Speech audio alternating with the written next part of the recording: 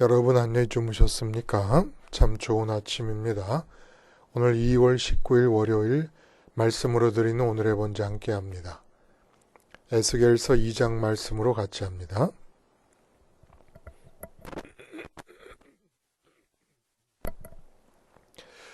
1절부터 10절까지 중에서 3절부터 7절까지만 같이 읽습니다.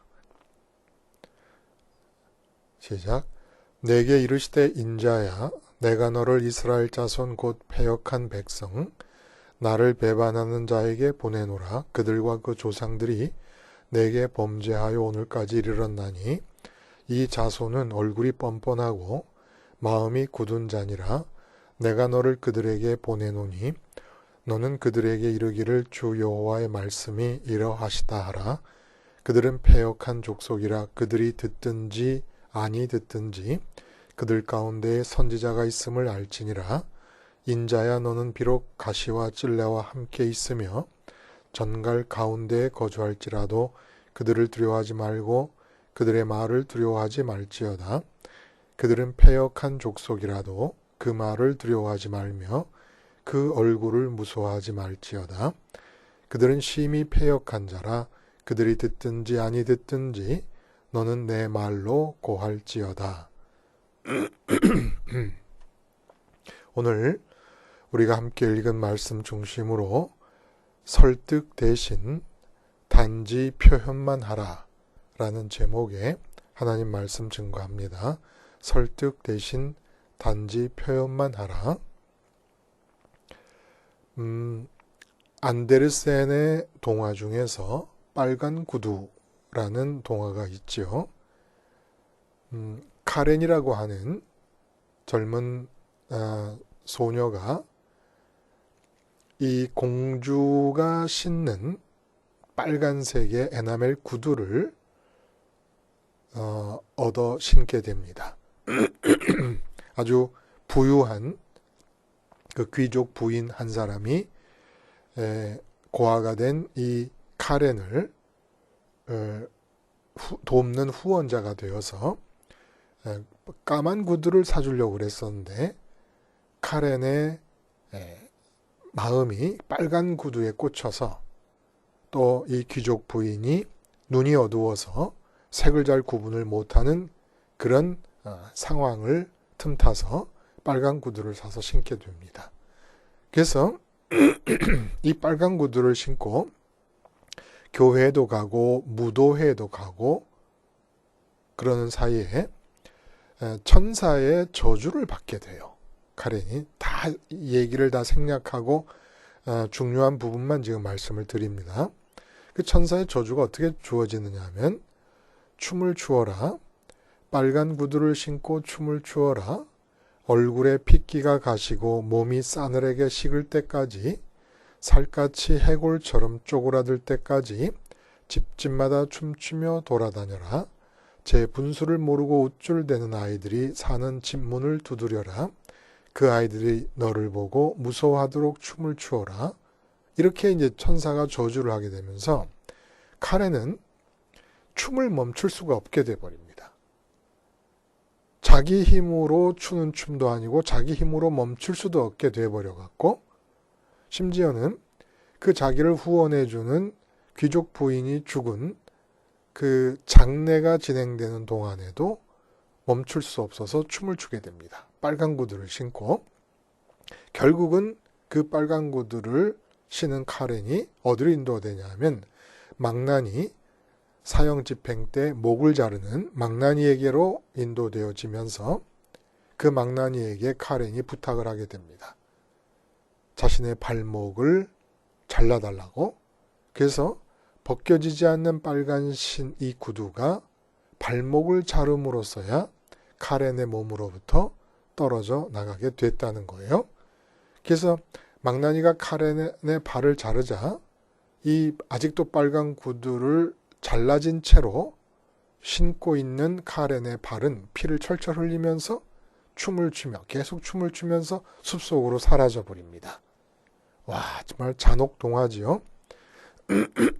그 뒤에 카렌은 곧바로 교회를 향하고 이제 일주일 동안 뜨거운 눈물을 흘리며 회개를 합니다.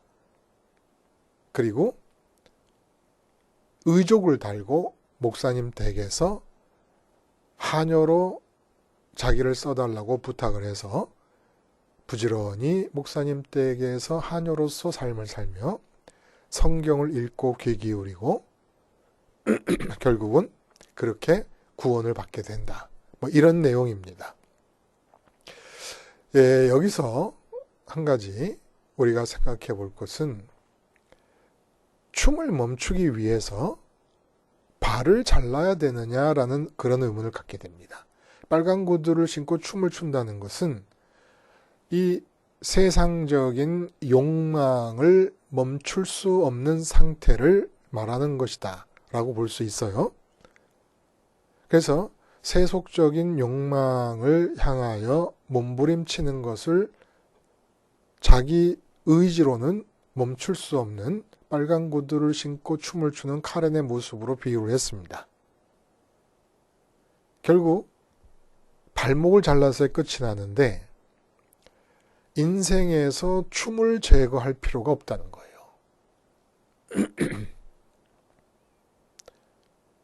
카렌의 빨간 구두를 신고 춘 춤은 배고픔의 춤입니다. 굶주림의 춤이에요. 구걸의 춤이고 동량을 애원하는 춤이 됩니다. 근데 사람이 사는 것은 원래 하나님의 그 뜻대로 생각하면 일평생이 춤이 되어야 되는 거예요. 그런 복음송도 있죠. 응? 춤춰라 어디서든지 힘차고 멋있게 춤춰라. 나는 춤의 왕 너 어디 있든지 나는 춤 속에 너 인도하련다. 그러니까 예수님이 이 복음성 가사에 따르자면 춤추는 분이십니다. 그러면 카렌의 빨간 구두의 춤과 예수님의 춤이 다른 것은 무엇일까요? 말씀드린 대로 카렌의 빨간 구두의 춤은 배고픔의 춤이고 굶주림의 춤이에요. 인간은 하나님 크기의 공백이 마음속에 있습니다. 그 공백의 마음이 무한한 굶주림을 느끼게 됩니다. 그래서 세속적인 욕망이다라고 말할 때는 그 무한한 굶주림을 세상에서 채우고 싶어 하는 욕구로 나타나게 되는 거예요. 그것을 세속적인 욕망이다 이렇게 얘기를 합니다. 근데 이런 욕구는 사실은 잘못된 게 아니거든요. 세상을 향했다는 게 잘못된 거예요. 하나님 크기의 공백을 가지고 굶주려 있는 마음은 한쪽에는 육체가 만날 수 있는, 육체로 만날 수 있는 인간 세상이 있고 한쪽에는 성령님과 성령님을 통해서 믿음 안에서 만날 수 있는 천국이 있습니다. 이게 인간의 실존이에요. 인간 마음의 실존입니다. 근데 이 빨간 구두를 신고 춘 카렌의 춤은 바로 이 굶주림을 향한 춤이 되는 거예요. 근데 성경이 예수님을 통해 보여주시고 또 예수님을 믿는 사람들이 전형적으로 드러내었던 모습도 춤이에요. 근데 이 춤은 배부름의 춤입니다. 만족의 춤이에요. 한포고복이다 이런 얘기가 있지 않습니까? 배를 불리고 그 부른 배를 두드리면 노래하는 그런 모습이 한포고복인데 바로 배가 불러서 기쁨에 겨워 추는 춤이 있다는 거예요. 발목을 잘라서 춤을 없앨 것이 아니라 하늘로 채워지고 천국으로 채워진 배부름으로부터 춤을 추며 살아가는 것이 바로 삶이 되어야 된다는 겁니다. 오늘 본문에는 듣든지 안 듣든지 말씀을 전하라는 말씀이 두 번이나 반복해서 나와요. 선지자에게 말씀을 주시면서 하신 하나님의 당부입니다. 네가 말씀을 전하는 그 대상들이, 청중들이 네 말을 듣든지 안 듣든지 너는 전하라는 말씀을 해주십니다. 이것이 단순히 선지자에게만 필요한 태도가 아니라는 거예요. 선민이면 누구에게나 필요한 마음가짐이라는 겁니다. 이 인간 세상에서 특별히 외교라든지 문학이라든지 사업이라든지 이 다 설득의 공학이다 이렇게 얘기를 합니다. 사람을 만나서야 외교가 되고 사업이 되고 문학이 됩니다. 문학이라는 것은 나 혼자 쓰고 있지만 실제로는 자기가 쓴 문학 작품을 읽을 사람을 끝없이 염두에 두고 쓰고 있는 거예요. 그럴 때 공감과 이 설득은 아주 필연적이고 필수적이고 기본적인 거죠. 설득을 하려면 공감대를 형성해야 되는 거 아니겠습니까? 그래서 공감대를 위해서 생각의 주파수를 맞추고 또 상대가 바라고 있고 찾고 있고 추구하고 있는 것이 무엇인지를 찾아내서 공감이 가능한 대화와 소통을 하려고 노력을 합니다. 그래서 설득은 서로가 유익하고 서로를 살릴 수 있을 때 성립하지요. 나만의 이익과 나만의 어떤 권세를 확장하기 위한 그런 설득은 먹히지 않는다는 거예요. 그래서 상생이 필요합니다. 상생을 전제로 하는 공감과 설득이 성공과 성취와 행복의 기본 조건이에요. 그럼 문학을 하는 분들, 외교를 한 사업하는 분들 뿐이겠습니까? 가정에서도 마찬가지예요. 부부간에 서로 설득과 공감이 이루어지지 않으면 행복한 부부가 될 수가 없고 부모와 자식 간에도 마찬가지입니다. 공감을 전제로 하고 상생을 전제로 하는 설득 작업이 상호 양방향으로 주어져야 되는 거예요. 근데 설교는 무엇인가? 설교에서도 이 설득과 공감을 적용시키는 거예요. 설교는 설득과 공감을 목표로 하지 않습니다. 다른 말로 하면 듣는 사람들의 반응과 호응에 초점이 맞추어진 것이 아니에요. 설교는 무엇입니까? 내가 하고 있는 이 설교가 듣는 사람들이 어떻게 반응하고 어떻게 공감을 일으킬 것인가를 따져서 준비하는 것이 아니라 설교자가 집중하는 목표는 과연 하나님의 말씀인가? 과연 내 마음은 하나님의 마이크고 하나님이 내 마음에 대고 하나님 말씀하십니다. 내 입은 하나님의 스피커가 되는가 안 되는가에 설교자의 관심은 집중되어야 된다는 겁니다. 타인의 인정과 공감을 얻으려 하지 말 것이라는 거예요. 대신에 천국을 얻으려 할 것이고 그리고 설득하려 하지 말고 마음에 채워진 천국을 표현하는 것입니다. 그래서 예수님을 보면 아버지 하나님과 천국을 표현하신 분이지 설득의 욕구로 움직이신 분이 아니십니다. 심지어 제자들에게까지도 공감을 얻기 위해서 하신 분이 아니세요. 내가 너에게 대하여 말하고 판단할 것이 많으나 나를 보내시니가 참되심에 내가 그에게 들은 그것을 세상에 말하노라. 주님은 춤추는 분이셨습니다. 주님 마음에 채워진 아버지와 아버지의 뜻과 아버지의 말씀을 입을 열면 찬송으로 표현하시고 몸을 움직이면 춤으로 표현하신 분이십니다. 노래하며 춤추던 분이시던 거죠. 그래서 이 산다고 하는 것 선민에게 있어서는 선민이 된 순간부터는 나머지 여생 전체가 춤을 추는 거예요. 카렌의 발을 자르면 안 돼요. 춤을 추도록 내버려 둬야 돼요. 표현하는 겁니다. 근데 카렌의 춤은 어떤 춤이었냐면 굶주림의 춤이에요. 채우려는 몸짓이에요.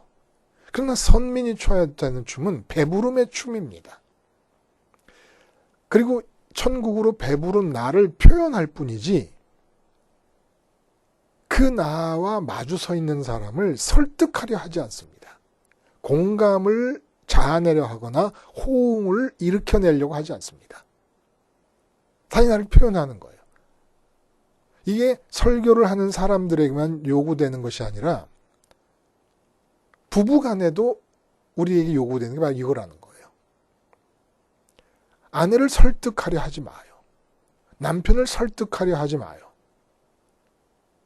내 말을 듣든지 아니 듣든지 중요한 것은 내가 천국으로 채워졌나라는 것이 중요한 것이고, 채워진 천국이 입으로 표현되고 있고 몸을 통하여 행동을 할 때 춤으로 표현되고 있느냐를 확인해야 되는 것입니다.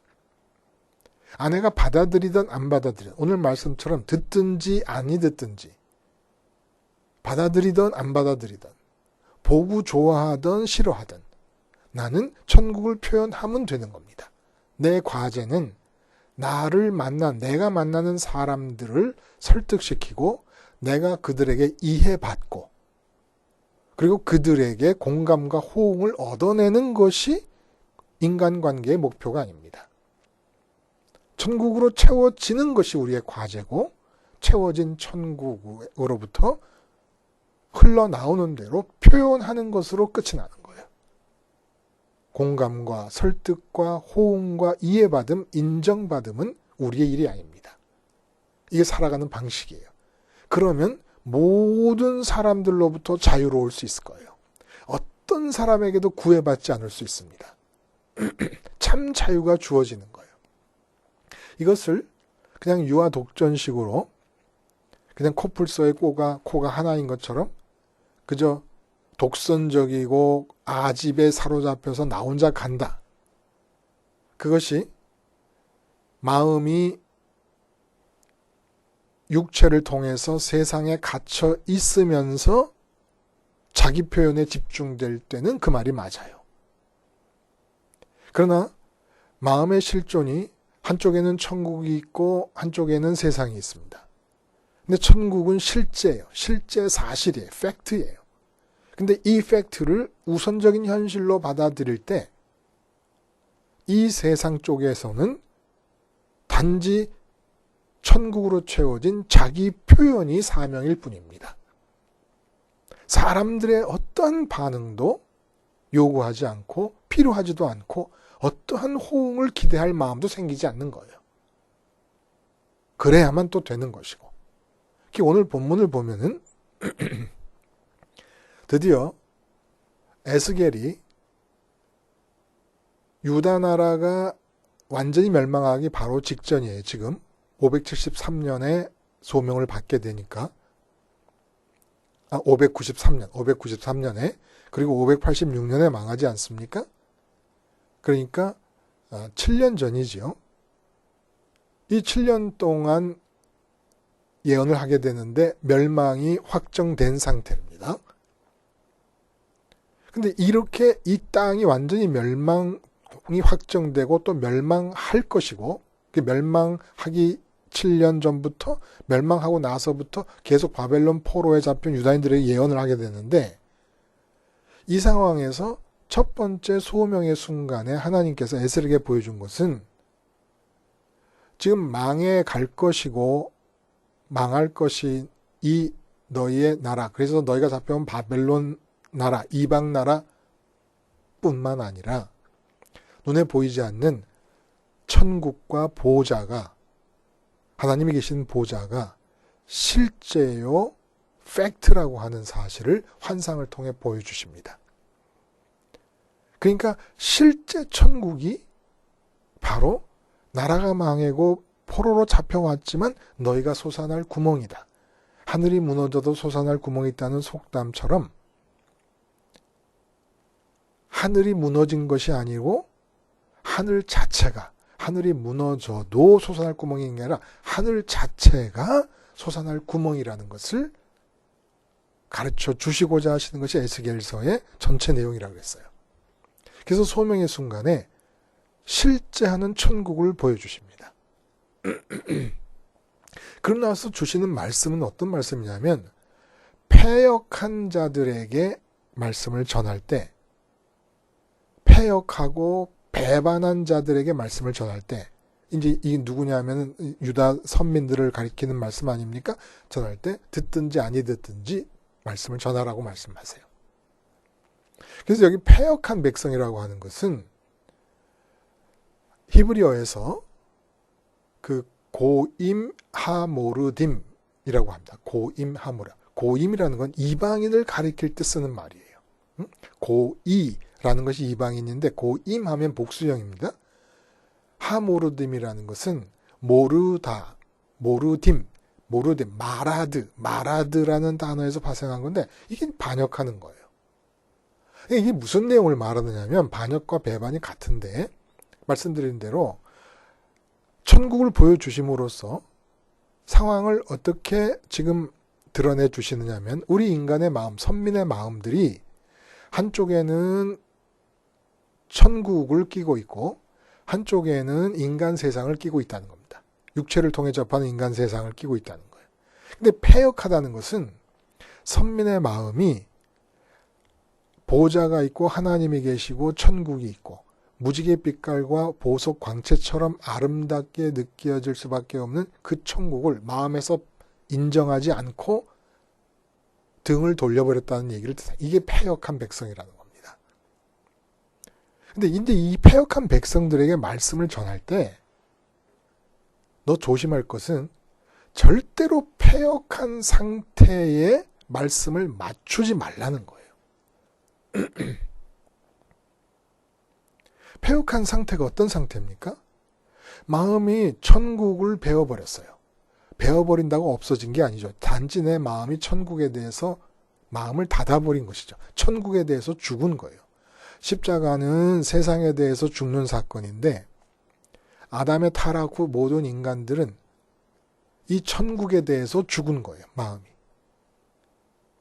그리고 이 세상에서 하나님 크기로 비어있는 마음의 공백을 채우려고 카렌의 빨간 구두의 춤을 추고 있는 중입니다. 근데 이 빨간 구두의 춤을 추고 있는 자들에게 굶주림을 세상에서 채우고 배고픔을 세상에서 해결하겠다고 하는 이 사람들에게 맞추어져서 말씀을 하지 말라는 거예요. 너는 어떤 자가 되어야 되느냐? 천국을 내가 보여줬잖아, 이제. 그러니까 이 천국이 육체로 만나는 세상과 똑같이 실제로 있는 것인데 이쪽에서 마음을 채움으로써 너는 너를 채우고 있는 천국, 너를 채우고 있는 천국의 하나님, 너를 채우고 있는 그 천국의 하나님이 네 마음을 마이크로 삼아서 마음에다 대고 말씀하시고 하는 내용을 네 입이 스피커가 돼서 표현해내라는 겁니다. 그럴 때 반드시 너는 찔레와 가시와 전갈이 너를 에워싸듯이 그렇게 어려운 형편에 처할 수 있다는 거예요. 그러다 그럼에도 불구하고 그 어려움이 싫다고 패역한 자들의 마음, 천국을 잘라내버린 사람들의 마음. 그래서 선민은 어떤 상태였습니까? 어떤 패역함이에요? 이방인과 차이가 하나도 없어요. 차이가 있다 그러면 천국을 잘라내버린 것은 똑같아요. 천국을 잘라내버렸다는 것은 마음의 하나님 크기의 공백을 천국으로 채우려고 하지 않고 세상으로 채우려고 하는 것이 똑같아요. 다른 것이 있다면 세상으로 마음을 채우려고 하고 천국을 잘라냈으면서 천국의 보호자를 잘라냈으면서 하나님의 이름을 입으로 부르고 있는 게 다른 거예요. 그래서 이방인이라고 부르신 겁니다. 패역한 이방인과 똑같은 상태로 되어 있기 때문에. 근데 이들에게 말씀을 맞추지 말라는 거예요. 이들의 패역한 마음 상태에서 조율을 하지 말라는 겁니다. 분명히 네가 말하면 너는 천국으로 배부른 너의 마음을, 그래서 천국에 계신 하나님께서 넣어주신 말씀을 표현할 뿐이겠지만 그들은 호응하지 않을 것이다. 왜냐? 모든 말씀은 결국은 올바른 말씀인 한 천국으로만, 천국에 계신 하나님으로만 우리가 배부를 수 있다. 그리고 우리가 추는 춤은 배부름의 춤이 되어야 된다. 라고 얘기를 할 거다. 모든 것이 그 내용으로 말씀이 채워져 있는데, 이 세상 모든 사람들은 세상에서 굶주림을 채우려는 굶주림의 춤을 추고 있다. 빨간 구두의 춤을 추고 있으니까 배불러서 춤을 추는 너의 표현을 굶주림을 채우겠다고 하는 자들이, 세상에서 굶주림을 채우겠다고 하는 자들이 받아들일 리가 없다는 겁니다. 근데 이들에게 맞추어서 말씀이 전해지면 어떻게 됩니까? 말씀이 사라져 버립니다. 그래서 제가 상당히 감동적으로 존경심을 담아서 들은 이야기가 있어요. 예를 들면 조영기 목사님께서 저기 불광동 천막을 치고 이제 목회를 처음 시작할 무렵, 그 불광동 주변 지역 사람들이 굉장히 가난한 사람들로만 이루어졌다 그래요. 그래서 목사님의 목회는 한마디로 말하면 희망이라고 합니다. 희망. 당신 자신이 하신 얘기예요. 그래서 이 세상적으로 가난한 자들에게 어떻게 희망을 줄 수 있고 희망적인 삶을 실제로 성취할 수 있도록 도울 수 있겠느냐라는 것이 목회 철학의 핵심이었다는 겁니다. 굉장히 감명스럽죠. 근데 지금 이렇게 생각해 보면, 이게 결국은 빨간 구두에 굶주림의 춤을 추고 있는 자들에게 조율되어진 패역한 마음 상태에 맞추어진 말씀이 아니었겠는가. 그러고 보니까 예수님 당시 때도 유다 사회가 경제적으로 파탄지경에 이른 상황이었고, 로마의 식민지 하에서 모든 백성들은 끼니를 못 먹더라도 돈을 모아서 세리에게 수탈을 당해야겠고, 그 세리들은 자기 거를 착복하고 나머지를 로마 정부에 세금으로 바치는 그런 구조하에서 삶을 살고 있었어요. 귀족들, 사두개인이라든지 바리새인 이런 사람들은 특권층을 로마의 인정하에서 누리고 있으면서 떵떵거리고 살면서 모든 대중들은 다 그렇게 핍절한 상태에 놓여 있을 때입니다. 그래도 주님이 하신 것은 천국으로 채워진 당신의 배부름을 표현하는 춤을 추시고 하나님의 말씀을 전하면서 입으로 찬송의 노래를 불렀을 뿐이라는 거예요. 그리고 따라오는 많은 대중들에게 십자가를 지고 나를 따라라. 자기 십자가를 지고 나를 따라라. 처자나 부모나 형제나 자매를 나보다 더 사랑하는 자는 나를 쫓아오지 못한다. 청중들이 어떻게 들을 것인가를 생각하지 않으시는 거예요. 그 청중들이라는 게 요즘으로 하면 새신자 중에 초자 신자 아닙니까? 새신자가 아니라 초신자죠. 초신자. 근데 거기다 대고 십자가를 지고 나를 따르라고 말씀을 하십니다. 호응과 공감과 무슨 인정과 이해를 구하지 않으십니다. 정말 다른 사람들에게 어떻게 들릴지에 대해서는 그런 의식이 완전히 죽고 단절된 분인 것처럼 채워진 하늘을 표현하시면서 살았던 거예요. 이게 바로 설교자의 마음가짐이라는 겁니다.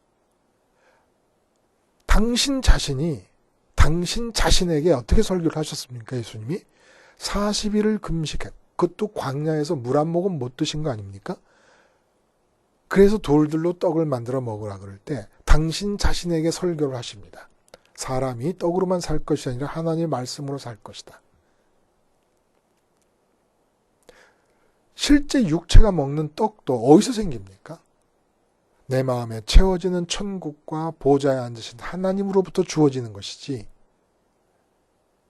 이 땅에서 미래를 향해 달려나감으로써 떡과 물이 풍성한 지점에 도달하는 것이 아니라는 거예요. 그런 굶주림의 빨간 구두의 카렌의 춤을 추는 자들이 아니라는 겁니다. 본래 에덴에서 사람을 살게 하셔서, 아담이란 말이 사람이란 뜻인데 에덴에서 살게 하신 뜻이 무엇입니까? 굶주림에 춤추는 자들이 아니에요. 채우고 싶어서 몸부림을 치는 자들이 아닙니다. 그래서 사람을 설득하고 사람에게 공감을 받아내고 이해를 받아내서 나를 채우고 싶어하는, 사람의 공감과 이해와 인정을 굶주려 하면서 설득을 추구하는 자들이 아닌 거예요. 이건 부부관계도 마찬가지입니다. 참된 신앙을 갖고 있는 남편은 부인에게 이해받기를 바라지 않습니다. 단지 채워진 하늘을 표현하는 거예요. 표현하는 거예요. 설교자와 똑같아요. 아내도 마찬가지예요. 완전한 자유를 누리세요. 아내가 인상 쓰고 있으면 거기에 매여가지고 저 사람이 왜 저러지? 마음이 우울해져요. 남편이 또 화를 내면 아내도 의기소침해져요. 그러지 말라는 거예요. 심지어 남편에게 맨날 두드려 맞더라도, 극단적인 경우입니다만 맨날 두드려 맞는 정말 고약한 그런 남편과 함께 살아도 그 남편을 이해시키고 설득시키고 달래고 해서 내 페이스대로 끌고 가려고 하지 말고, 이런 카렌의 빨간 구두에 춤을 추지 말고 남편 앞에서 배부름의 춤을 추세요. 어떻게 그럴 수 있냐? 스테반 집사님이 돌에 맞아 죽는 순간에도 배부름의 춤을 추시고 천국의 찬송을 입으로 뱉어내는 겁니다. 그러면 너무 극단적이지 않냐? 이걸 자꾸 극단적이라고 보는 그 의식 때문에 교회가 이 지경이 돼 가는 거예요. 무슨 얘기냐? 하나님의 말씀은 패역한 마음, 천국을 잘라낸 뒤에 하나님 크기의 공백으로 비어있는 마음을 이 세상에서 무엇인가 얻음으로 만족시키려는 이 패역한 마음에 맞추고 조율시켜서 전하면 안 된다는 거예요. 그 패역한 상태를 우린 자꾸 뭐라고 얘기하냐면 현실적이다 이렇게 얘기합니다. 현실 인간이다. 인간의 현실이다. 그거는 인간의 현실이 아니라 패역한 상태예요. 패역한 상태. 현실이라는 게 얼마나 소중한 것인데 함부로 갖다 붙이지 말고 그건 패역한 상태임을 알아야 돼요. 천국이 마음에서 잘라져 버렸습니다. 그리고 마음의 빈 공백을 세상으로 채우려고 합니다. 이거는 패역한 거예요. 현실에 맞춰지는 게 아니라 패역함에 맞춰지는 거죠. 그냥 소위 말해서 패역함을 현실로 이해하더라도 비현실적으로 느껴질 거 아닙니까? 말씀이 하나님만으로 만족한다. 그랬더니 어느 권사님이 그러시더라고요. 그건 너무 이상적이지 않느냐. 그러니까 이상적인 것은 포기하라는 것입니까? 이상적이라는 말의 뜻은 포기해도 괜찮다는 얘기인 거예요? 아니라는 거예요. 성경이 말하는 것을 자꾸 교인들의 패역한 상태, 소위 말해서 그들의 현실적인 상태에 맞추어서 말씀을 변용하지 말고 말씀을 말씀 그대로 뽑아내서 이상적으로 느껴지던 비현실적으로 느껴지던 그대로 전하라는 거예요. 그렇게 전해져야 말씀이 논리적으로 하나님의 말씀답게 비현실적이든 추상적이든 거리가 있는 것이든 동떨어진 것이든 어떤 식으로 표현하든지 그대로 전해져야 지금 현재의 삶이 그 말씀 쪽으로 움직여가는 겁니다. 누군가는 그 말씀을 아무리 비현실적이고 거리가 멀고 동떨어져 있다고 해도 끝까지 붙들고 있는 사람이 있어야 0.1mm씩이라도 실제 인간의 삶의 상태가 변해가는 거예요. 그쪽으로 당겨오는 겁니다. 근데 이걸 포기해버리면 말씀이 사라져버립니다. 패역한 상태에 맞추어져 버리면 말씀이 없어져 버리고 마는 거예요. 그래서 하나님과 예수님의 이름으로 전해지는 말씀이 실제로는 내용적으로 말씀이 아닌 것들이 너무 많아요. 패역한 상태에 맞추어진 말씀이 많은 거예요. 왜냐하면 패역한 마음에 공감과 이해와 호응을 기대하니까. 그들에게 패역한 마음이 감동되기를 바라니까. 패역한 마음이 공감을 해주는 건 치욕이에요. 응? 이 세상에서 만족을 얻겠다고 생각하는 그 패역한 마음이 내게 공감을 해주고 나를 이해해주고 나를 끌어안고 나에게 호응을 해주는 것은 치욕이라는 거예요. 치욕. 모욕이고. 마땅히 패역한 마음에는 반발이 일어나야 됩니다. 그러면 어떻게 전달이 되느냐? 오직 성령께서 역사하셔야만 비현실적이고 거리가 멀고 추상적으로 느껴지는 말씀이 그 마음에 뚫고 들어와 장악을 할 수가 있게 됩니다. 그렇게 들리는 것만이 들리는 것이에요. 제가 어느 목사님과 함께 대화를 하다가 그 목사님도 이제 어떤 인터넷 사이트를 운영하시는 분이세요. 그분은 저희 같은 그런 경우하고는 경우가 달라요. 굉장히 많은 분들이 이제 클릭을 하고 하는 그런 사이트가 돼요. 왜냐하면 여러 목사님들의 설교를 모아놓으시니까 잘한다고 하시는 목사님들의 설교를 다 모아놓으니까 사람들이 많이 클릭을 해요. 근데 그 대화 가운데 제가 그런 말씀을 드렸습니다.